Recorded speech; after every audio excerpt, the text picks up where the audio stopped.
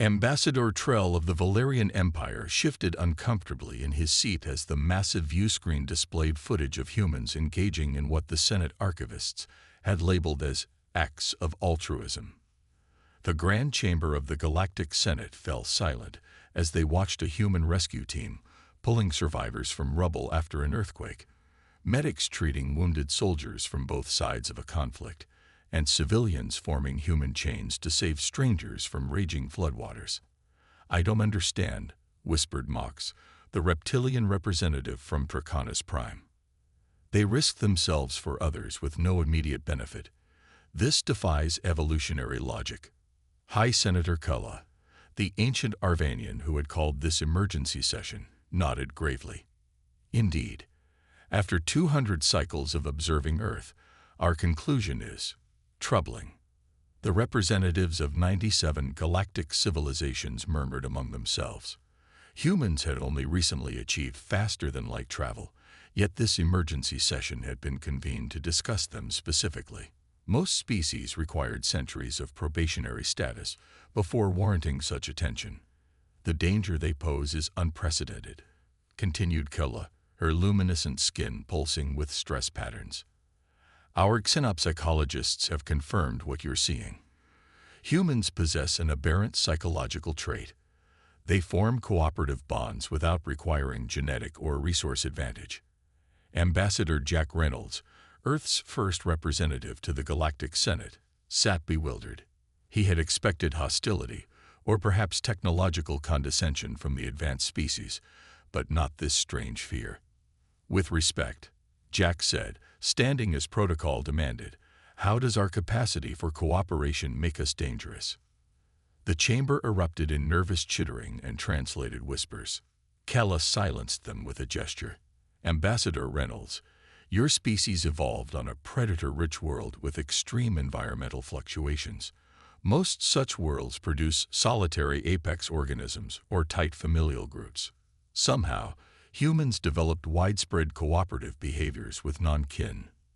"That's just being decent," Jack replied, genuinely confused. "Precisely," said Trell, mandibles clicking anxiously. "And therein lies the danger. Your decency is actually a strategic evolutionary advantage, so powerful that it terrifies us." The view screen shifted to historical footage. Humans creating supply chains during disasters, international cooperation during pandemics, and multinational space missions. Your capacity to voluntarily suffer for the benefit of your collective without immediate personal gain creates a species-wide resilience no other civilization has achieved," explained Kulla. "You call it niceness or altruism. We call it the most frightening adaptation in the galaxy." Jack's confusion deepened. "But surely other species must have." "No," interrupted Mox, scales flaring. "The Draconis cooperate only through dominance hierarchies. The Valerians only help genetic relatives. The Arvanians only assist those who can reciprocate immediately. Human history is bloody and violent," Jack protested. "Yes," Kulla agreed. "And yet when faced with external threats, you unify with extraordinary speed. Your empathy extends even to other species. We've seen your conservation efforts, your interspecies communications projects. You mourn the extinction of non-sentient creatures that provide you no benefit." The Senate chamber darkened as new images appeared. Human armies mobilizing, global industrial conversions during Earth's world wars, international scientific collaborations. A species that can rapidly form cooperative bonds based on abstract concepts rather than genetic imperative or immediate survival advantage is— Kulla paused, searching for the right word. "Unstoppable," finished Trell. "If threatened, you won't fight as individuals or even as nations. You'll fight as a unified planet. Your niceness makes you the most dangerous species we've ever encountered." Jack Reynolds looked around the chamber, seeing fear in the eyes, tentacles, and sensory appendages of the gathered representatives. "What exactly are you suggesting?"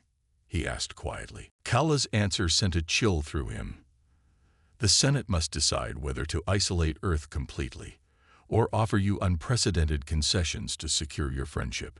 3 months after the shocking revelation in the Senate chamber, Jack Reynolds found himself in the diplomatic enclave of Station Unity, the massive artificial habitat orbiting neutral space between major galactic powers.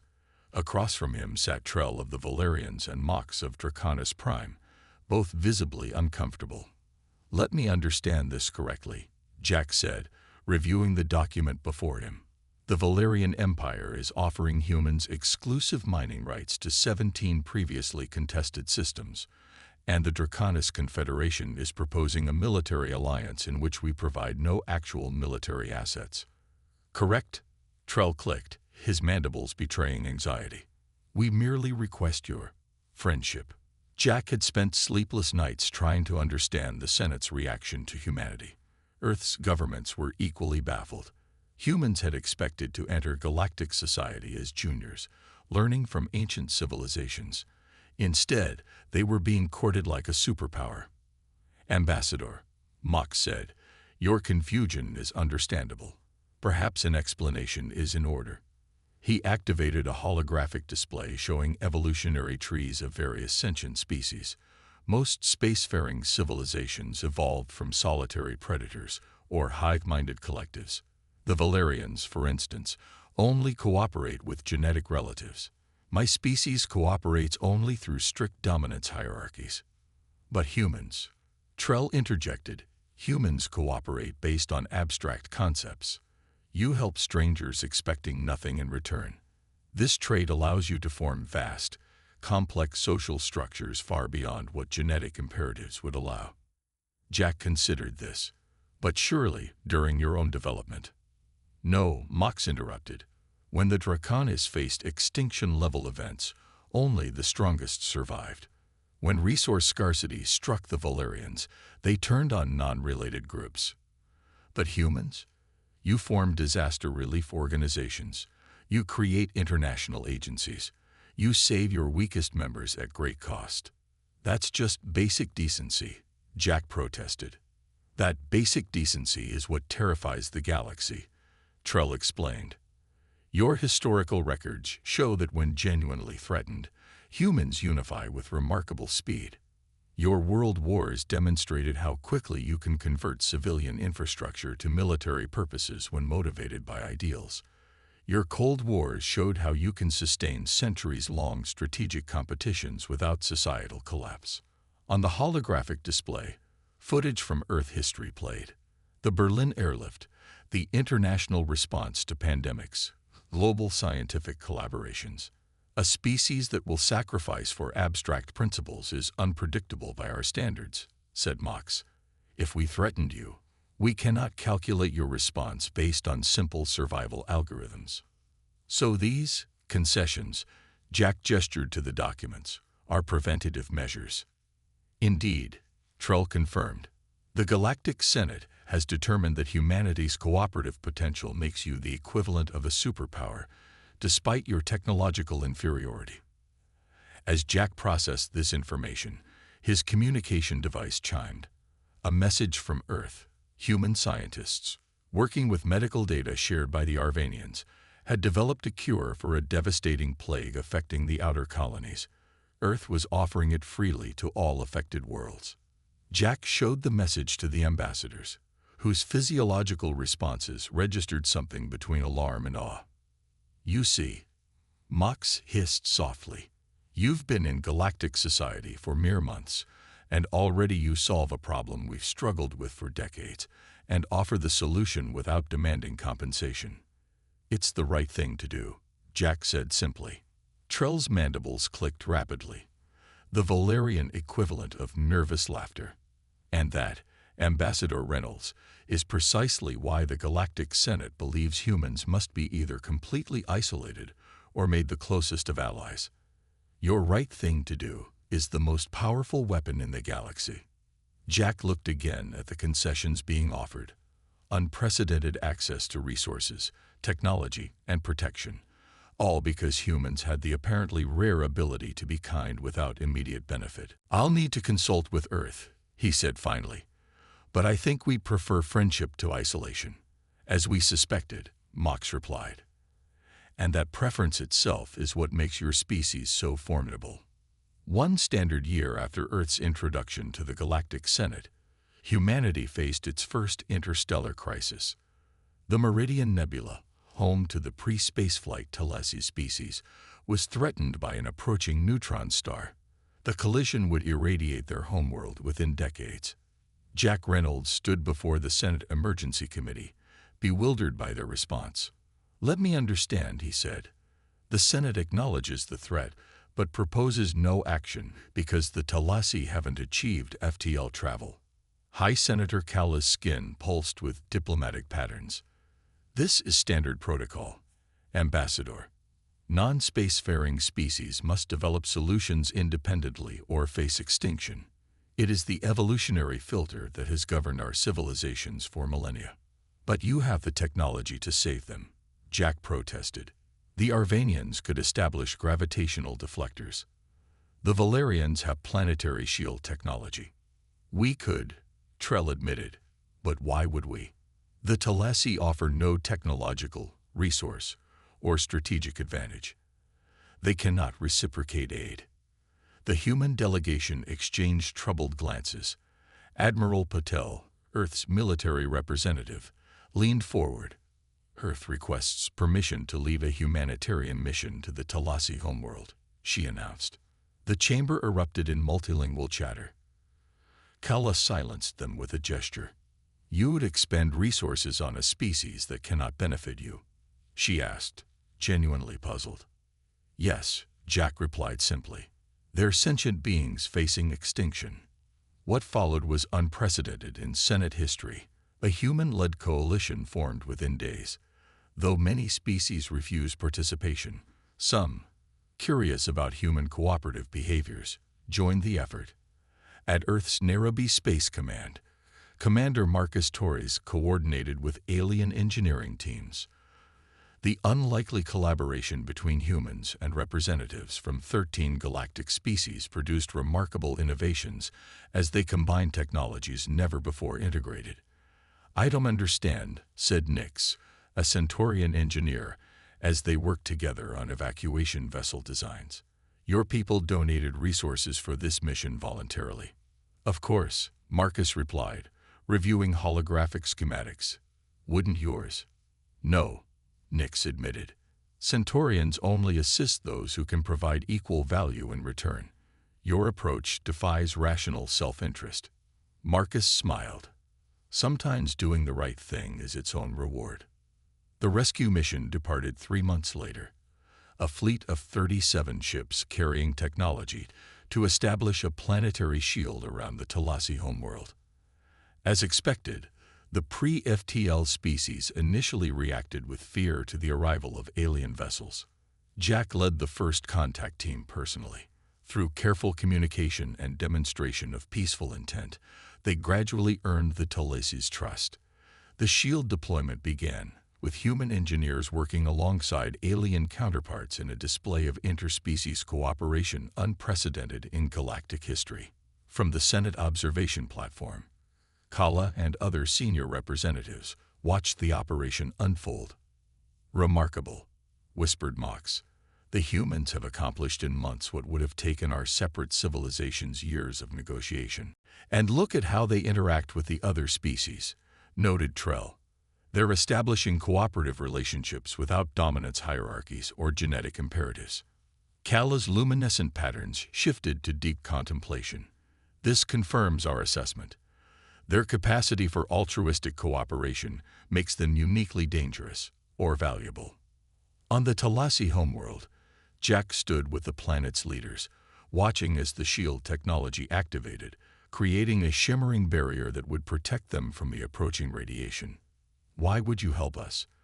asked the Talassi Prime Speaker. "We have nothing to offer your mighty civilization." Jack smiled. "That's not why we help. Someday when you join the galactic community, perhaps you'll do the same for others." The Senate observation feed captured this exchange. Across the chamber, representatives of dozens of species watched in stunned silence as their fundamental understanding of interspecies relations was challenged by humanity's simple act of compassion. "I believe," Kala said finally, "We have much to learn from our new allies." 5 years after Earth joined the galactic community, an ancient threat re-emerged from deep space. The Harvesters, massive bioengineered organisms created by a long-extinct precursor species, awakened from dormancy and began consuming all organic matter on outer rim worlds. The Galactic Senate convened an emergency session, panic evident even among species known for emotional control. "The historical records are clear," Kella announced grimly. "The Harvesters appeared 3,000 years ago and destroyed 17 civilizations before returning to dormancy. No military force successfully opposed them." Ambassador Jack Reynolds, now a respected Senate figure, reviewed the tactical data. "They target population centers sequentially correct, moving from planet to planet." "Yes," confirmed Admiral Vox of the Draconis military. "Each species historically defended their own territories until overwhelmed, then retreated to core worlds." Jack frowned. "So everyone fought alone." There was no unified response. The chamber fell silent. Such coordination between multiple species for mutual defense had rarely occurred in galactic history. "Ambassador Reynolds," Kalla said carefully, "what are you suggesting?" "A unified defense force," Jack replied. "Combined fleets, shared technology, coordinated strategy. We stop thinking as separate species and start acting as a single galactic community." The proposal was revolutionary. For millennia, interspecies cooperation had been limited to trade and non-interference pacts. The idea of entrusting defense to a multi-species force contradicted evolutionary instincts. Yet Jack's argument was compelling. "The Harvesters defeat us when we're divided. Together, we have technologies, strategies, and resources they've never encountered." To everyone's surprise, Earth's relatively primitive military became the organizational backbone of the coalition.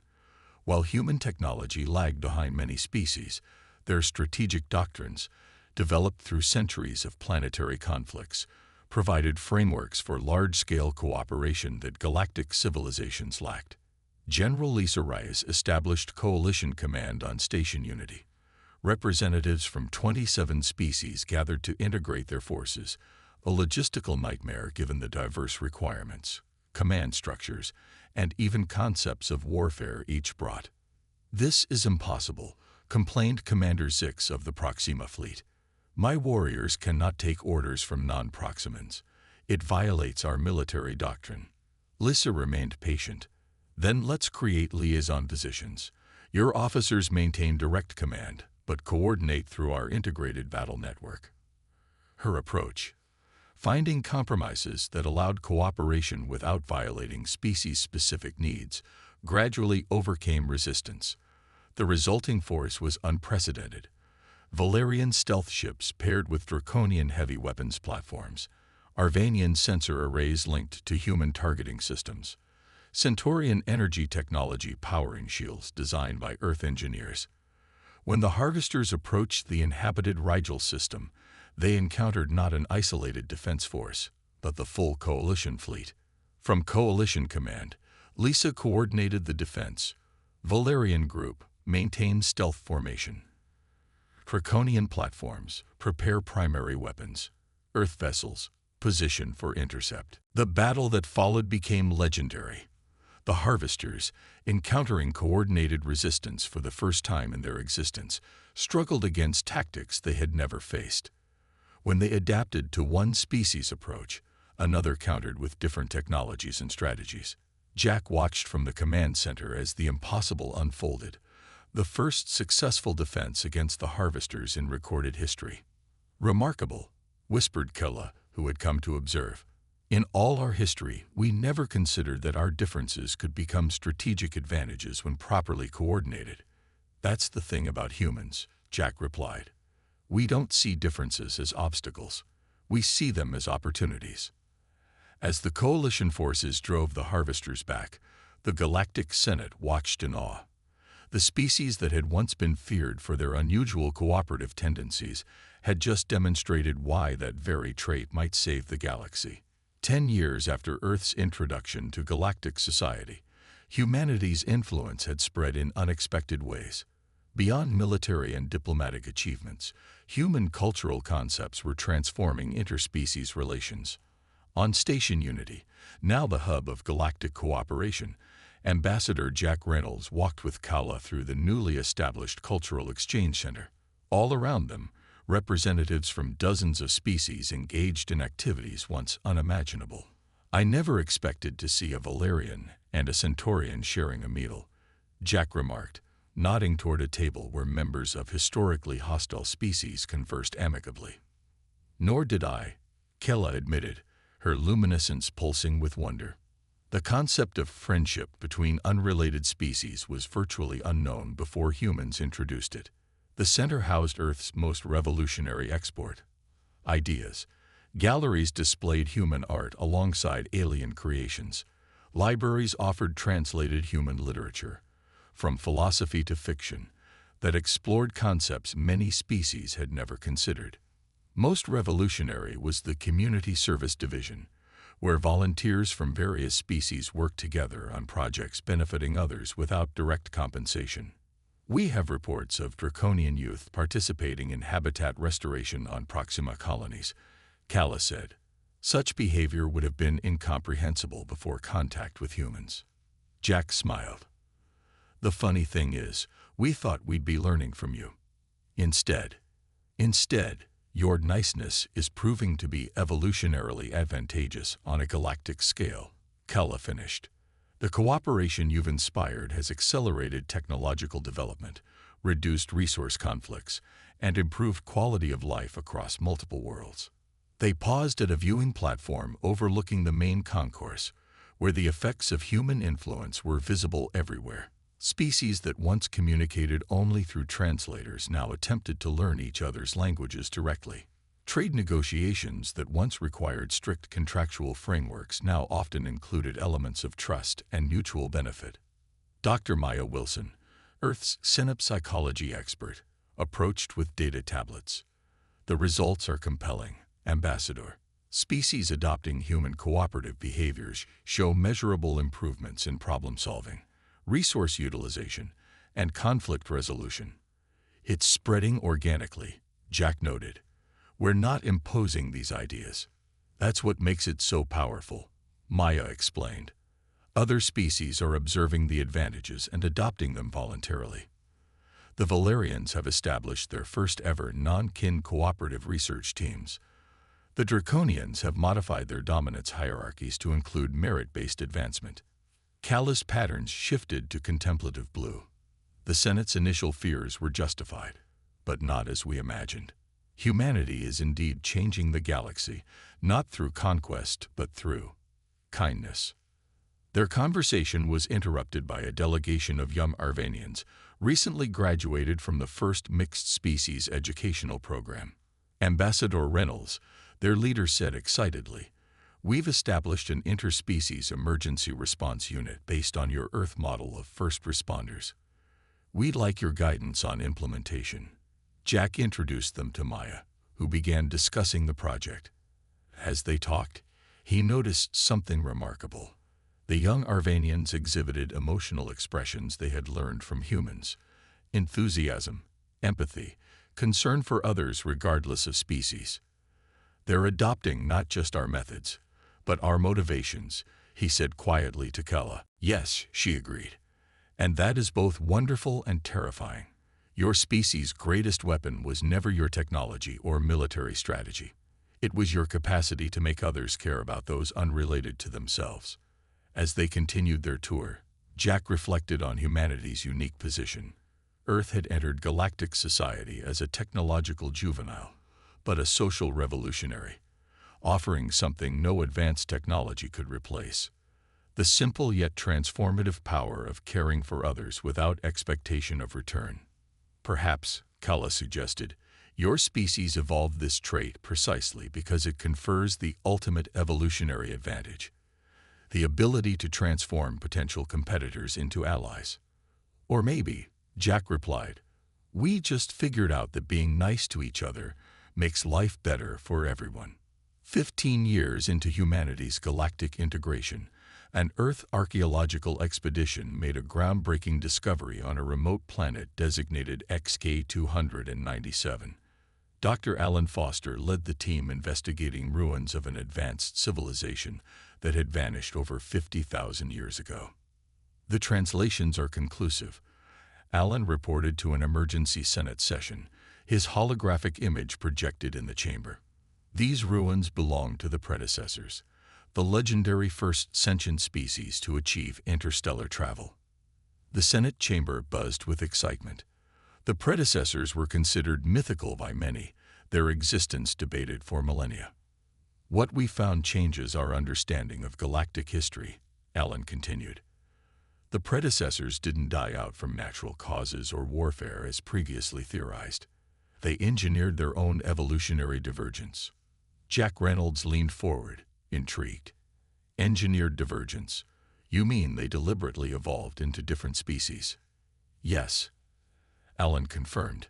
The predecessors realized their singular evolutionary path created vulnerabilities. They determined that cognitive and biological diversity would ensure their knowledge and achievements survived even if their original form did not. The implications stunned the Senate. Representatives murmured among themselves as Alan displayed holographic reconstructions of the ancient genetic engineering facilities. They divided into multiple groups, he explained, each designed to evolve along different paths, with different strengths, weaknesses, and cognitive frameworks. Each carried fragments of the original culture and knowledge. Kala's luminescence flickered with shock. Are you suggesting that many of us are descended from the same source species? The genetic markers are clear, Alan confirmed. Our analysis shows that at least 37 current galactic species, including Arvanians, Valerians, and Draconians, carry modified predecessor DNA sequences. They are your distant ancestors. The chamber erupted in chaos. Species that had considered themselves fundamentally different now faced evidence of a common origin. Jack watched the reactions with fascination. What about humans? He asked when order was restored. Do we carry predecessor markers? Alan's expression grew thoughtful. No, Ambassador. Humans appear to have evolved independently on Earth. However, we found something equally significant. He displayed new holographic data, ancient predecessor records showing mathematical models of species development. The predecessors predicted the eventual emergence of a species exactly like humans, Alan explained. They called it the integrator, a species that would evolve naturally to bridge the gaps between their divergent descendants, bringing their fragmented children back together. The Senate fell silent as the implications became clear. The predecessors foresaw that their descendants would become isolated, forgetting their common origin, Alan continued. They predicted that specialization would create evolutionary dead ends without the ability to integrate diverse strengths. Their models showed that eventually, a naturally evolved species would emerge with the precise psychological traits needed to reunite their scattered children. Humans, Kala whispered. Yes, Alan confirmed. The predecessors' models describe a species remarkably similar to humans, evolving on a high-gravity world with extreme environmental pressures, developing abstract cooperation beyond kin groups, and possessing unusual empathy toward unrelated organisms. Jack felt the weight of countless alien gazes. You're saying we evolved specifically to bring the galaxy back together? That seems far-fetched, not designed, Alan clarified, but predicted. The predecessors calculated that the traits humans consider ordinary, altruism, abstract cooperation, cross-group empathy, would naturally emerge in at least one species and would be the key to reuniting their divergent children. As the Senate processed this revelation, Trull spoke up. This explains why humans seem so inexplicably frightening yet valuable. You are the evolutionary bridge we unknowingly awaited. The chamber remained silent as this new understanding settled over the gathered representatives. Humanity, the species feared for its unusual cooperative tendencies, might be the missing piece in a 50,000-year plan to reunite a deliberately fragmented galactic family. The predecessors left a message, Alan said finally, displaying ancient symbols translated into modern language. When the integrator arrives, embrace their gift of unity, for it completes our greatest work. 20 years after Earth joined the galactic community, representatives from 118 species gathered in the newly constructed Grand Concourse on Station Unity. The massive space, designed to accommodate beings of all physiologies, hummed with anticipation as Jack Reynolds, now High Ambassador of Earth, prepared to address the historic assembly. The discovery of humanity's predicted role as the integrator had transformed galactic society. Species that had evolved in isolation for 50 millennia now embraced their common predecessor heritage and the complementary nature of their differences. Jack surveyed the gathering with quiet amazement. Valerians conversed with Draconians without translators, having learned each other's languages. Young Arvanians participated in cultural exchange programs on dozens of worlds. Military vessels from once hostile powers now conducted joint protection patrols of developing systems. 20 years ago, Jack began, his voice carrying across the hushed chamber. Earth joined this community as a technological adolescent among ancient civilizations. We expected to be students. Instead, we found ourselves teachers of something we took for granted: the simple power of being kind without expectation of return. Holographic displays showed the transformation of galactic relations. Trade volumes increased exponentially. Scientific advancement accelerated through cross-species collaboration, and conflicts decreased by 78%. The predecessors were right, Jack continued.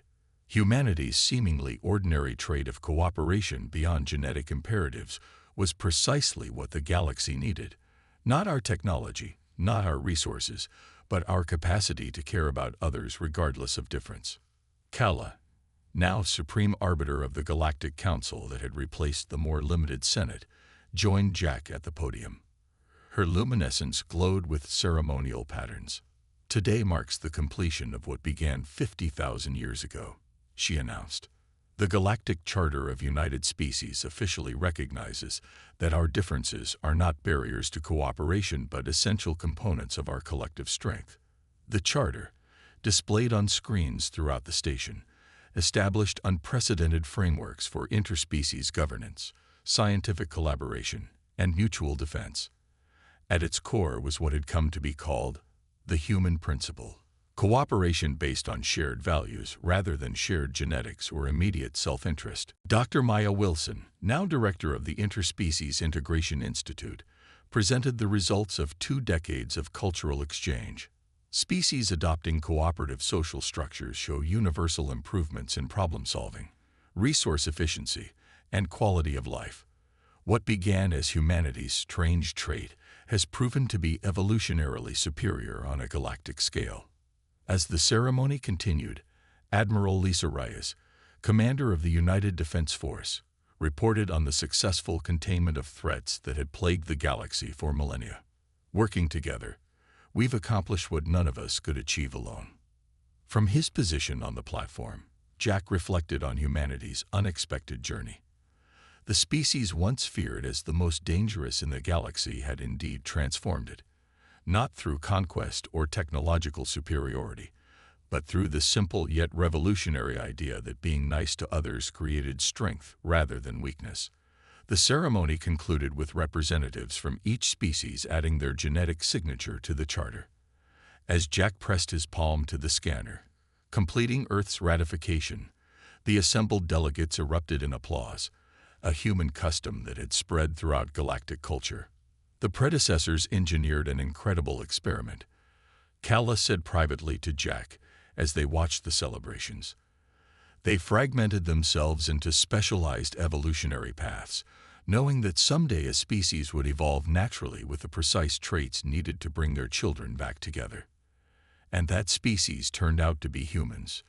Jack mused, not because we're special, but because being nice to each other is actually the most practical evolutionary strategy in the long run. Kala's patterns shifted to amused agreement. The greatest irony is that what made humans initially seem so frightening, your capacity to cooperate based on abstract principles rather than genetic imperatives, was exactly what the galaxy needed most. As delegates from 100 worlds mingled freely in celebration, Jack watched with satisfaction. Humanity had found its place in the cosmos not as conquerors or even as technological innovators, but as teachers of the universe's simplest and most powerful lesson. That kindness was not merely a moral choice, but the ultimate evolutionary advantage. The species once feared as the scariest in the galaxy had proven that being nice wasn't just the right thing to do, it was the smartest.